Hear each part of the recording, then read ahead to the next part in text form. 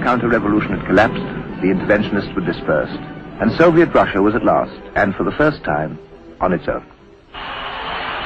In those fantastic days of 1920, the sun seemed to have risen at last, and the millennium was at hand. The infant experiment in the Soviet principle had taken on the giants of the world and held them, and challenged them, and beaten them.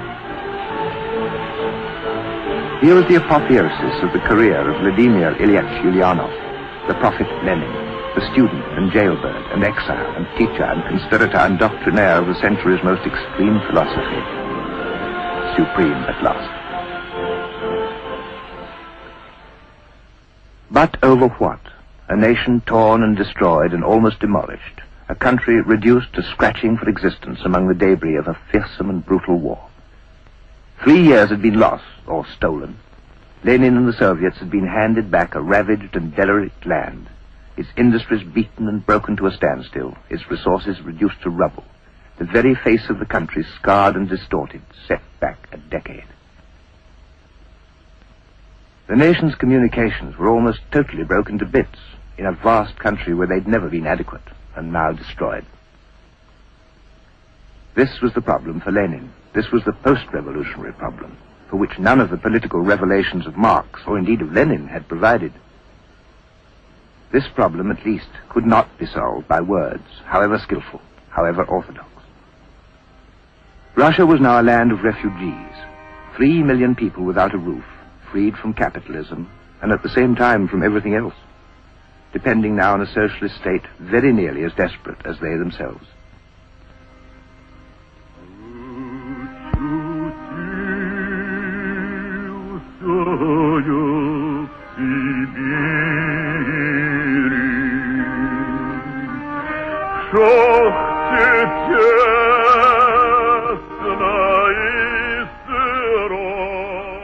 It created what almost all revolutions create, the new community of the dispossessed.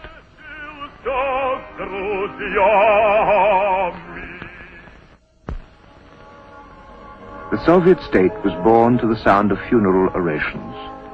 One by one, the old comrades of the revolution were seen into the ground. The coffins were painted red. There were no priests and no prayers. Innumerable men and women were committed to the Russian earth. Lenin buried them all. Thousands upon thousands had died at the hands of those who opposed the revolution and of those who made it. There's no birth, they say, without pain. Sometimes in those ruinous days, it must have seemed to Vladimir Ilyich that the price had been woefully high. There was, of course, a time and a place for symbolism, for the ceremonial laying of stones. Even revolutionary Russia places much value on ritual. Lenin could find time to inscribe plaques and formally consecrate them to communism. But there was so much more to be done. In the military field, said Lenin, we've won a complete victory. Now we must prepare for an even more difficult victory. The nation had virtually to be rebuilt, almost from the foundations, and almost the only machine in all the country to help was an inheritance of the war. There may have been some ironic symbolism as a byproduct, but the only thing that worked in Russia was a captured British tank. Lenin spoke endlessly throughout it all, exhorting, insisting, demanding, arguing. It may have been rhetoric. Perhaps none of the Russians had any choice. The fact is that somehow or other this terrible job was done. The broken bones of the country were knit together with nothing except hands and feet and muscles and endurance, the simple, hard technology of inexhaustible manpower.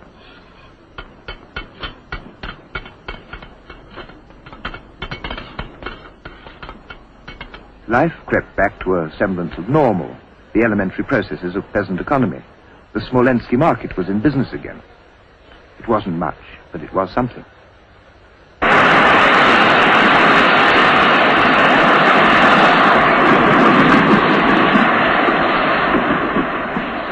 It was now the end of isolation. The first Soviet state was gradually becoming the focus of one world attitude at least. At the Congress of the Communist International in Moscow, the delegates from 39 countries debated the program by which they were to overcome the world.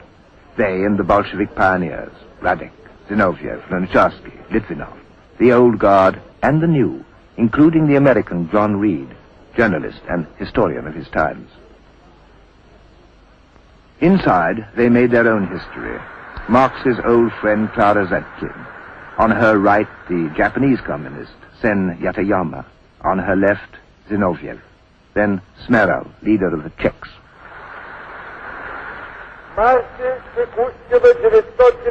At the hub, always, Lenin projected his non-stop combination of magnetism and charm and petulant authority, with that characteristic thrusting gesture of the shoulders and the chin, the dominating oratory of a man who said everything so often that it merely remained to say it again and again. It was his manner, as with many a personally modest man of extravagant powers, to retreat, as they say, into the limelight.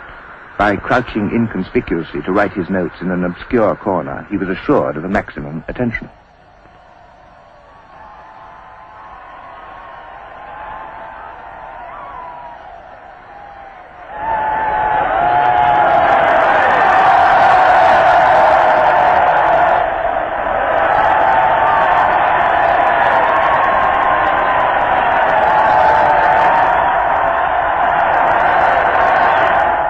Here was the apogee of Vladimir Ilyich, the summit of his tempestuous and uncompromising career.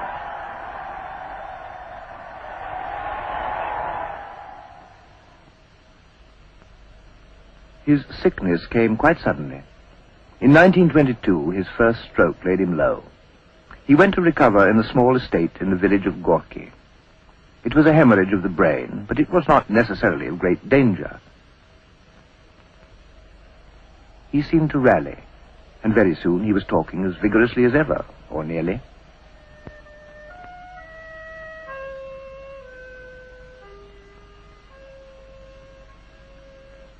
He rested in Gorky with his wife Krupskaya, relaxed with local children, was visited by the party's Secretary-General, the young Joseph Stalin. That year he seemed to recover, and hastened back to Moscow, to the Council of People's Commissars, to the Central Committee, to the Central Executive. To Lenin it was hard to accept that the business of the Soviet could continue without it. But by the end of the year, in the bitter winter, the second stroke failed him once again. And once again Krupskaya took him back to Gorky, to the snow-bound villa where, in the silence of paralysis, he was to come to an end. So, at 6:30 on the evening of January the 21st, 1924, in the 54th year of his tireless, tormented and triumphant life, Vladimir Ilyich Lenin died of a sclerosis of the brain. They took him back to Moscow, gripped in the ferocity of the numbing winter's cold.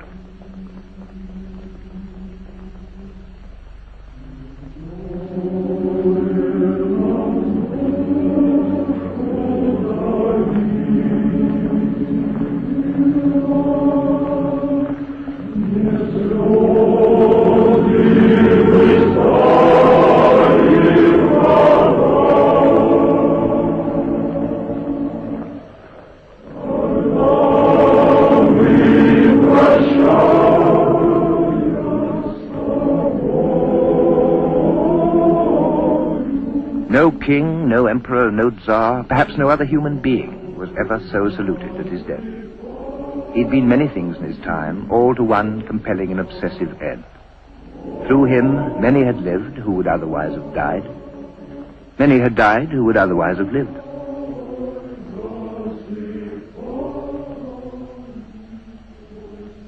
They set what was left of Lenin in the Red Square, and there, in body, he lies to this day.